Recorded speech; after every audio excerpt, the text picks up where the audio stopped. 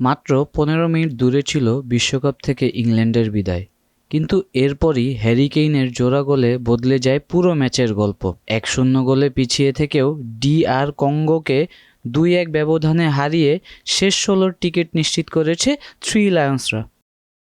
ম্যাচের ৭৫ মিনিট পর্যন্ত মনেই হচ্ছিল বিশ্বকাপের রাউন্ড অফ 32 থেকেই বিদায় নিতে যাচ্ছে থ্রি লায়ন্সরা।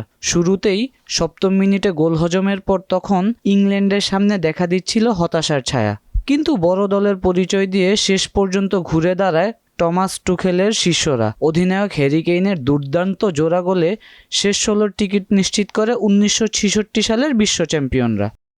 বাংলাদেশ সময় বুধবার রাত ১০টায় আটলান্টা স্টেডিয়ামে অনুষ্ঠিত ম্যাচের শুরু থেকেই ইংল্যান্ডকে চাপে রাখে DR কঙ্গো। মাত্র ৭ম মিনিটেই অধিনায়ক চ্যান্সেল এমবেম্বার লম্বা পাস বাম প্রান্তে পেয়ে যান ব্রায়ান সিপেঙ্গা। সেই সুযোগ কাজে লাগিয়ে ইংলিশ রক্ষণকে ফাঁকি দিয়ে ডান পায়ের নিচু শটে জর্ডান পিকফোর্ডকে পরাস্ত করেন।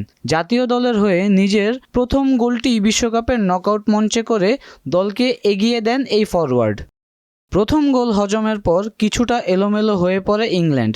DR কঙ্গোর দ্রুতগতির আক্রমণ ও আত্মবিশ্বাসী ফুটবল ইংলিশ রক্ষণকে বারবার অস্থির করে তোলে।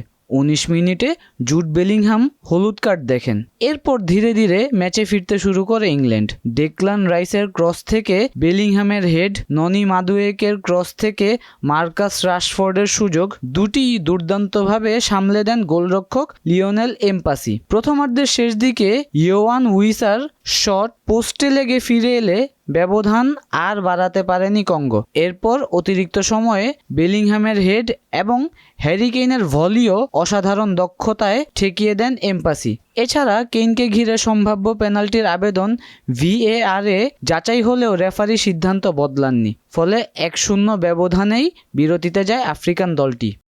বিরতির পর ম্যাচের মোড় ঘুরাতে একের পর এক পরিবর্তন আনেন ইংল্যান্ড কোচ টমাস টুখেল। ৬১ মিনিটে বুকায়ো সাকা ও অ্যান্টনি গর্ডন মাঠে নামার পর বদলে যায় ইংল্যান্ডের আক্রমণের গতি। অবশেষে ৭৫ মিনিটে আসে বহু প্রতীক্ষিত সমতার গোল। বাম প্রান্ত থেকে অ্যান্টনি গর্ডনের দারুণ ভাসানো ক্রসে হ্যারি কেইন শক্তিশালী হেডে বল জালে পাঠিয়ে ম্যাচে ১-১ সমতা ফেরান। গোলের পর আত্মবিশ্বাস ফিরে পায় ইংল্যান্ড এবং একের পর এক আক্রমণে কঙ্গোর রক্ষণকে ব্যস্ত রাখে। এরপর ঠিক ১১ মিনিট পর কেইন ডান পায়ের কোনাকুনি জোরালো শটে DR কঙ্গোর জালে বল জড়ান। তার এই গোলেই ২-১ ব্যবধানে এগিয়ে যায় ইংল্যান্ড। এই গোলের মাধ্যমে বিশ্বকাপে নিজের মোট গোল সংখ্যা ১৩তে উন্নীত করেন ইংল্যান্ড অধিনায়ক। ফলে বিশ্বকাপে ১২ গোল করা ব্রাজিলিয়ান কিংবদন্তি পেলেকেও ছাড়িয়ে যান তিনি।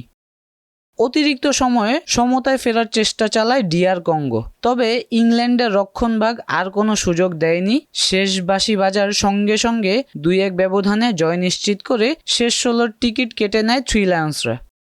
শেষ ১৬র লড়াইয়ে ইংল্যান্ডের প্রতিপক্ষ হবে মেক্সিকো। অন্যদিকে দুর্দান্ত লড়াই উপহার দিয়েও বিশ্বকাপের রাউন্ড অফ 32 থেকেই বিদায় নিতে হলো DR কঙ্গোকে।